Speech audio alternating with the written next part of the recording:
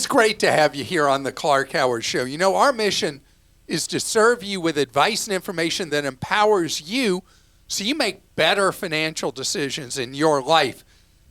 And today, I'm going to tell you my favorite way for you to tariff-proof your wallet. And later, do you know that this is a time you should be thinking specifically about how you're going to lower the electricity costs at your home? There are some specific reasons why that I'm going to fill you in on later. And I'm also going to take your questions. When you got one for me, submit it at clark.com/ask.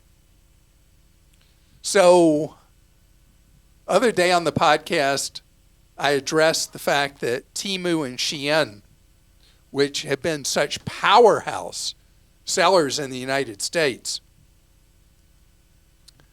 are both having to raise prices by huge amounts. Because in the case of Temu, almost everything comes from China. Shein, a substantial amount of their manufacturing is done in China. And so the cost of goods so high. But the opportunity right now is going to be a shock to hear this from me. I know you're going to be shocked. The real opportunity right now is buying secondhand stuff of all kinds, from clothes to things. Secondhand market is gigantic, and I believe in it so much as a place that you should be buying things. And there's a pattern that my wife mentioned to me the other day, and then she showed me examples that the secondhand market goes all the way from flea market to buying Salvation Army thrift or Goodwill or private players in that market to boutique kind of used stores, particularly for clothing, to now high-end resale. There's high-end resale in major metro areas. There's the always financially troubled, the Real that is still out there selling online in a few physical stores. And high-end stuff that market is really slowed down. And there are a lot of price cuts. And Selene was showing me on the Real how many price cuts there are on so many things which historically had not been a pattern. And she shops at a number of secondhand, high-end. She buys all her clothes used and buys jewelry used and all this stuff. And that she's seen this pattern that their sales have slowed down, meaning they're an even better deal buying secondhand than before. And general secondhand, obviously, is going to be the deal and tariff-proofed. So this is something, when you're looking how you're going to handle your money, this is a perfect example of a way to stretch every dollar, regardless of what's happening in the macro market. It's an opportunity for you in your own life, in your own household, to stretch that dollar as far as you can. Christa? All right. We're going to start with this question that came in from Sue. She says, is it safe to shop on Temu?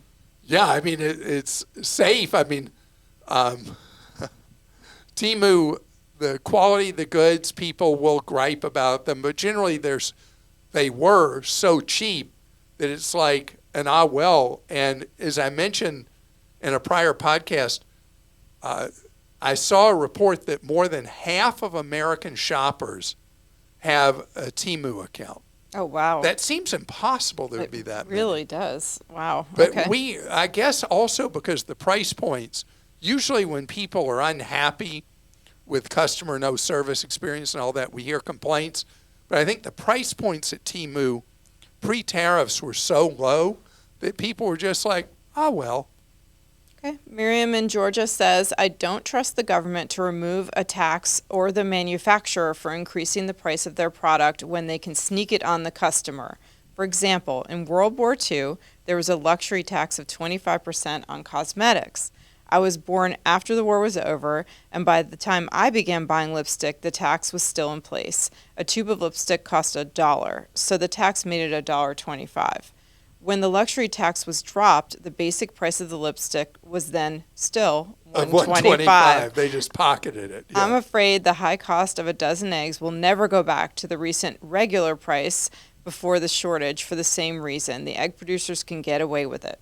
Miriam, it won't play that way with eggs. With commodities, think of gasoline, think of natural gas, think of any produce item.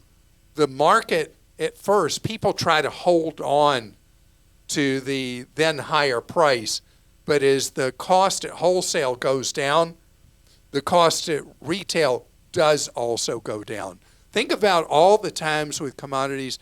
When there are times sugar had gone through the roof, I feel like sugar at one point went through the roof, and then it came back down. Then we don't realize, oh, the price of sugar is not so expensive anymore. And you think about with gasoline, all the cycles where gasoline goes up higher and higher, goes over $4 a gallon. I'm not talking California. I know California is its own fuel market. So I'm talking prices for the rest of America. It'll run up to $4 a gallon. And then right now in a lot of states, it's down to $2 something a gallon. And so commodities are in their own classification. Let's say, though, you have a good that's a processed food item. It's on the supermarket shelf, and it has egg product in it. The manufacturer of that packaged item raised the price. They are then fit your thing you were talking about the lipstick. They do not lower that price back down when the cost of the commodities in that item go down. And only the pressure of private label brings down the price of packaged goods, where commodities simply ultimately respond to the market. Okay. Brian in Virginia wrote this one. I received an email from my insurer about installment fees changing. I reviewed my statements, and there is no installment fee itemized, even though my policies are all set up for monthly installments. When I signed up, the customer service rep mentioned that I could pay monthly or in full, the same total either way. I said monthly because why not? It's the same either way. It makes my budget less lumpy. I contacted customer service and found out that they used to waive this installment junk fee if you set up auto pay, but now they intend to start ripping customers off for hundreds of dollars a year if we don't take immediate action to change billing instructions to pay in full and or give them direct access to our bank accounts. Okay, so this is, Brian, a continuation of a theme we've been hearing from different companies and different industries, all different ways, that I gather that the installment fee, you said that if you give them direct access to your checking account, ACH, they're not going to charge you the installment fee, junk fee. On the other hand, if it's charged to a credit card or some method where you have to make the payment in installments, they're going to charge you the junk fees. And this is a clear pattern that we're seeing in all different forms everywhere. Number one, any industry where you now pay a bill by credit card, you're going to see more and more where they're charging you a punitive fee to pay by credit card. And then the whole thing of billing you in installments, companies are going to look at that as an additional cost to them billing in installments instead of a lump sum. And they're going to charge you some kind of junk fee for it. At least your insurer offers the option of a monthly payment by ACH, as I understood what you said, and avoid having to pay the installment junk fee. But yeah, this is absolutely a clear change in billing practices across big companies and small. And just so you can throw an egg at me, if you can afford to waste that egg throwing it at me, I am absolutely in favor of merchants passing on the credit card junk fees they have to pay onto you as a customer because of the Visa MasterCard cartel in the U.S. We have by far the largest fees that retailers and businesses have to pay for taking credit cards of any place on earth that I'm aware of. And it's a huge expense for businesses. And it should be transparent. And if they want to pass it on to us, they should be able to do that. Don't waste those eggs, though. Coming up ahead, power bills, for a number of reasons in the United States, are escalating after years of consumption and bills staying pretty flat. And so you got to have a new playbook so you're just not being eaten up by much higher power bills. I want to talk about that. We as humans have such an ability to adapt to conditions. We are not sitting ducks unless we choose to be. We're in a cycle, partially because of AI and all this demand for data centers, which require huge consumption of energy. We're seeing much, much higher power bills coming down the road. But we're not a sitting duck. I want to give you an example. Where is power the most expensive of the 50 states? Okay, let's think about that. Where would it be most expensive in the U.S.? Hawaii. It's an island market. It's hard to serve. And so power costs are outrageous. So what have people in Hawaii done? In massive numbers, at all levels and prices of housing, people have put in solar arrays. They put in backup batteries to deal with power outages that can come, particularly in an island market. We just saw that in Puerto Rico, where the entire island went dark except for people who had solar with battery backup or businesses that had generators. This is one of those things that as power costs go up, that rethinking the economics of how we reduce our energy bills at our house is so much in order. We've got the big tax credits right now for as long as those remain in place. And solar is something that is not a simple, short decision because it can be expensive to put in solar unless you have a more modest-sized house, and especially if you live in a climate with enormous sunshine like Hawaii or Arizona or Texas or New Mexico. Did I mention Southern California? I mean, solar is just a slam dunk over time putting it in. But if solar is a bridge too far, and remember with solar now, as battery costs have come down so much, it's become like a twofer. That you put solar on the roof, or if you're in a position where solar works on the yard, it's a cheaper place to put solar, and batteries in the garage, battery backup. And one of the key things with batteries, even if you're not going to do solar, batteries in states where power costs are going up, up, up, and away,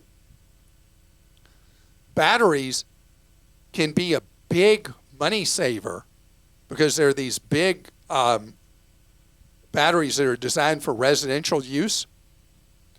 And they cost about a third more now per output what putting in a traditional natural gas generator would be at a house. Used to be they were like 20 times the cost, but not that much anymore. what they do is they allow you to play the time of use game, where power consumption drops to like nothing for utilities, like midnight to 5 a.m. So a lot of utilities almost give power away with time of use meters overnight. So what you do is you store power to those batteries in those overnight hours. It works for the utility, it works for you. And then during the day, when power is a fortune, you power your house from the batteries. And then that night again, you replenish the batteries at the very low rates. I mean, this is the kind of thing you have to think about, because one side is how do you become your own power company? Solar, batteries, whatever. The other side is the Dullsville thing, but much cheaper. That's making sure with these much higher utility rates that you actually have decent insulation in your home, that you have done the things you can do with automatic thermostats that will reduce your power consumption for heating and cooling by about 20-25%. Those thermostats are cheap. That you do things with weather stripping and, you know, deal with the heat exchange and cold that come in under the threshold, where you don't have doors properly insulated coming into your home. There are simple things that don't cost a lot, but the quickest payback just about of all is making sure you got proper insulation in your house. So one thing you do, reduce the consumption. The other thing you do is be your own power provider. And it sure is great when you open a bill. And at our home, last month, our power bill, was it $12? Something like that, because we have solar on the roof. And so our bill was as close to zero as you could imagine. It's a great feeling. Okay, I have some related questions. Judy in Connecticut wrote in with a really specific one, so I'm not sure if you're familiar with these, but I'll just read it. Line Bren portable solar generators are at Costco. I want to buy the Summit, but I also like the Adventure and Safari. Can you tell me how they compare to others that you've reviewed? So I have not reviewed, I'm not technically capable of reviewing these battery backup systems, because we're talking about those, not a whole house natural gas generator or portable. propane. It says portable solar generators. Yeah. So those come with some solar panels, and you can charge them up, plugging them into the wall. Your power goes out. You get some replenishment of the batteries by having the solar array. No, I looked Consumer Reports, because I looked for this before for a relative. Consumer Reports has never rated any of these portable battery things. This is one where you have to go with the wisdom of the crowd and actually dig in and read reviews of the various portable battery generators or power things.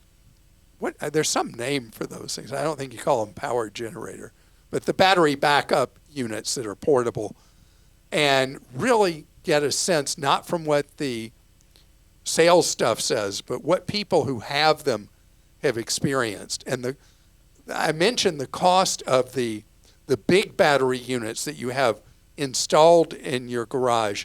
Those have come way down in price. The performance of these portable batteries has gone way up. What you're getting per dollar in terms of battery reserve is so much more robust than it was even 2 years ago.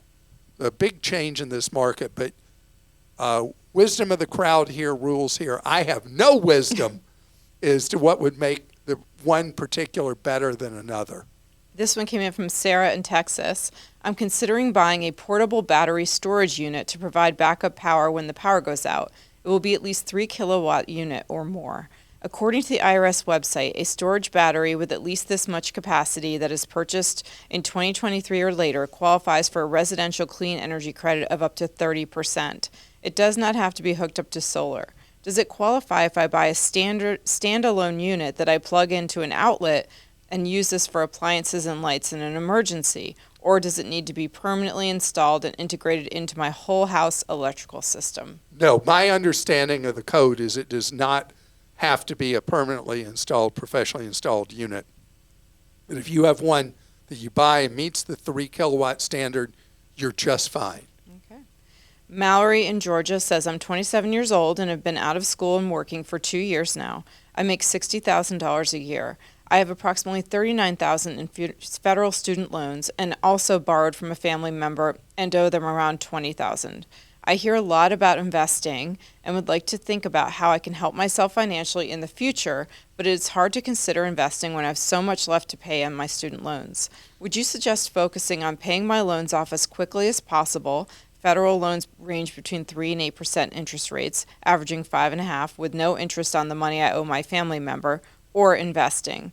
If you feel that I should invest, any helpful tips on what I should invest in first? Investing is overwhelming. I have a 401k at work that is 3% and my company matches equally, as well as a high-yield savings account with $6,000 earning 4.3%.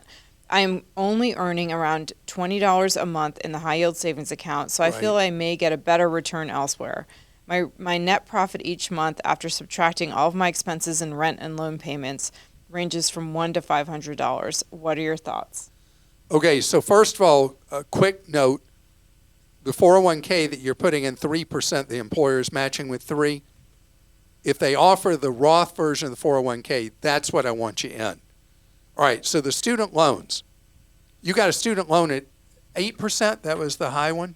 Yes, they average 5.5%. All right, Yep. But I don't care about the average. I care about the high. High priority to pay a student loan with an 8% interest rate.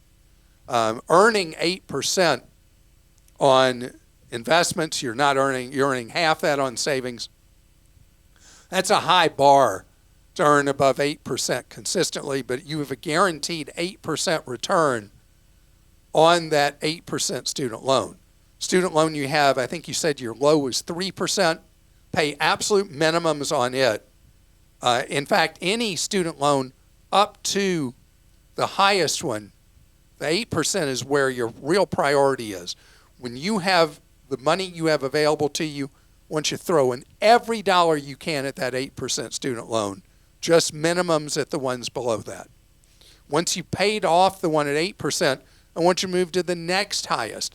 I do want it to be a priority. On the other hand, if that 3% is a fixed rate, for years to come, just pay the minimum on it so you can then put a higher priority on putting money aside, more in that employer-provided 401k, eventually maybe having your own Roth IRA. I don't want you to take money out of the $6,000 you have in the high-yield savings account. You need to have rainy day money, and that needs to sit there, not earn a lot, but you're earning 4%, I think you said. That's money you need to have because rainy days come. And you're doing the best you can with a lot of stuff going on. You're still in your 20s. I think you're doing great. And just bit by bit, work down that student loan debt and build up long-term money. Good job. And I want to thank you so much for joining us on today's podcast. And know that we're here for you all week long, so many different ways. One of them is free one-on-one advice from the Team Clark Consumer Action Center, available to you 30 hours each week.